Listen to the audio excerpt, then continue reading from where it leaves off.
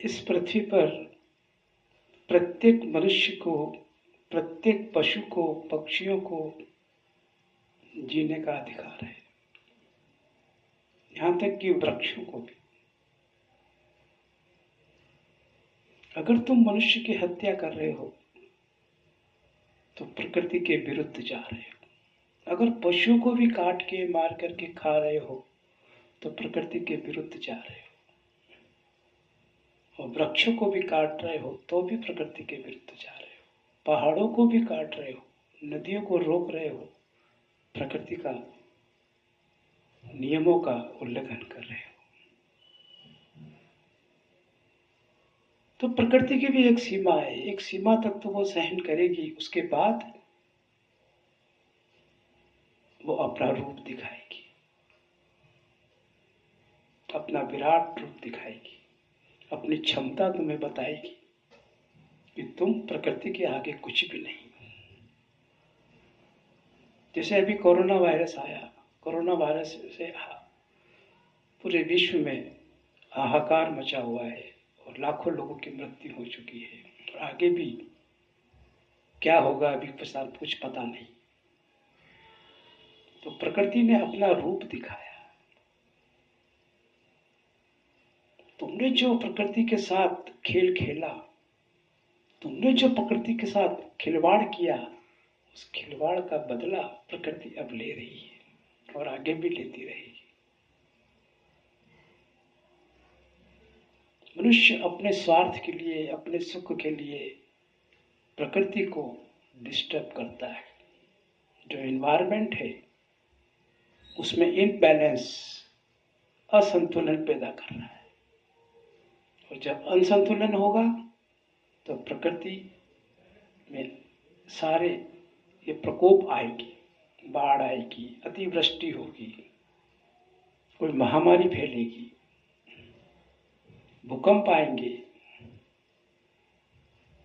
तूफान आएंगे, तमाम प्रकार की प्राकृतिक विपदाएं आएगी। लेकिन अगर तुमने प्रकृति में बैलेंस करना सीख लिया, संतुलन बनाना सीख लिया, तो फिर प्रकृति शांत रहेगी, तुम्हें पूर्ण सहयोग करेगी। तो हमें वापस प्रकृति की तरफ जाना है। जो प्रकृति से हम दूर होते जा रहे हैं, हमें वापस लौटना है। अगर हम चाहते हैं कि मनुष्य जीवन सुखमय, शांतिमय, आनंदमय रहे, तो हमें प्रकृति के साथ खिलवाड़ करना बंद करना पड़ेगा और वापस से हमें अपने मूल जो प्रकृति का स्वभाव है उसकी तरफ लौटना होगा। प्रकृति को अपना कार्य करने दो। प्रकृति तुमसे ज्यादा विवेकवान है, तुमसे ज्यादा जानकारी है, उसको उसे सब पता है। सबको इस पृथ्वी पर रहने का अधिकार है। इसलिए तुम सोचते हो कि पशुओं को अगर हम नहीं मारेंगे, नहीं खाएंगे, तो पशुओं की जनसंख्या बहुत बढ़ जाएगी। तुम मारना तो बंद करो। जनसंख्या तो अभी इसलिए बढ़ रही है कि तुम अप्राकृतिक तौर पे उसे पैदा कर रहे हो।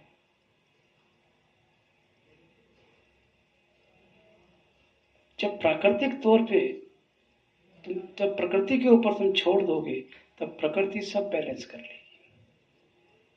प्रकृति को इतना ज्ञान है, इतना बोध है, इतना विवेक है, इतनी समझ है कि वो सब समझ जाएगी, वो सब कंट्रोल कर लेगी कि कितने पशुओं को इस पृथ्वी पर रखना है, कितने पक्षियों को इस पृथ्वी पर रखना है, कितने मनुष्यों को इस पृथ्वी पर रखना है, वो सब जानती है।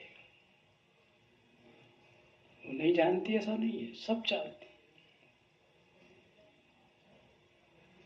इसलिए जो भी पशुओं का, पक्षियों का, मनुष्यों का जो अधिकार है जीने का, उस जीने के अधिकार को छीनने का तुम्हें कोई अधिकार नहीं है। तुम्हें क्या, किसी को कोई अधिकार नहीं है। किसी भी देश को कोई अधिकार नहीं है, किसी भी पार्टी, राजनीतिक पार्टी को कोई अधिकार नहीं है, किसी भी धार्मिक गुरुओं को कोई अधिकार नहीं है, किसी भी धर्म के लोगों को कोई अधिकार नहीं है, किसी भी मजहब के लोगों को कोई अधिकार नहीं है। कि वो उनकी जिंदगी के साथ खेले, उनको हत्या करे, उनके साथ बलात्कार करे, उनके साथ लूटपाट करे, उनका धर्म परिवर्तन करे। ये किसी को भी अधिकार नहीं है। जो भी तुम कर भी रहे हो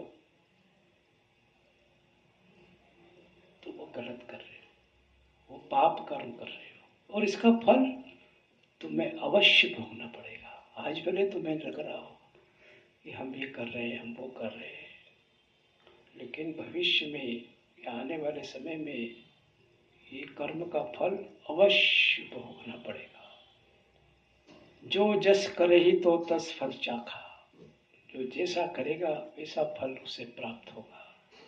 इस भ्रम में मत रहना कि तुम आज ठीक है, आज ताकतवर हो, तुम कर सकते हो, कर भी रहे हो, लेकिन इसका परिणाम तुम्हें भुगतना ही पड़ेगा। भुगत ही रहे हैं कहीं, और कहीं आगे भी भुगतेंगे। इसलिए कृपा करके ये सब बंद कर दीजिए। कुछ भी नहीं होता इससे, ये केवल तुम्हारा अहंकार है, बस, और कुछ नहीं। हाँ, अगर कहीं तुम जंगल में भटक गए हो, भोजन तुम्हें उपलब्ध नहीं है और तुम्हें जीना है, और तुम मरने की तरफ जा रहे हो, अगर भोजन नहीं मिला तो तुम मर सकते हो, तो उस केस में, इमरजेंसी में, अगर कोई पशु का मांस तुम्हें मिल जाता है और उसको खा के अगर तुम जीवित रह सकते हो, तब तो फिर भी एक सोचने वाली बात है कि ठीक है, जब शाकाहारी भोजन इतना अवेलेबल है तो फिर मांसाहार की क्या जरूरत? क्यों करें मांसाहार? क्यों किसी पशु की हत्या करें? पशु को भी दुख होता है, दर्द होता है, तकलीफ होती है, उसको भी जीने का अधिकार है। परमात्मा ने पशु को भी भेजा है धरती पे, तो उसका भी अधिकार है जीने का। तुम कौन होते उसका अधिकार छीनने वाले? इसलिए सभी को जियो, जियो और जीने दो।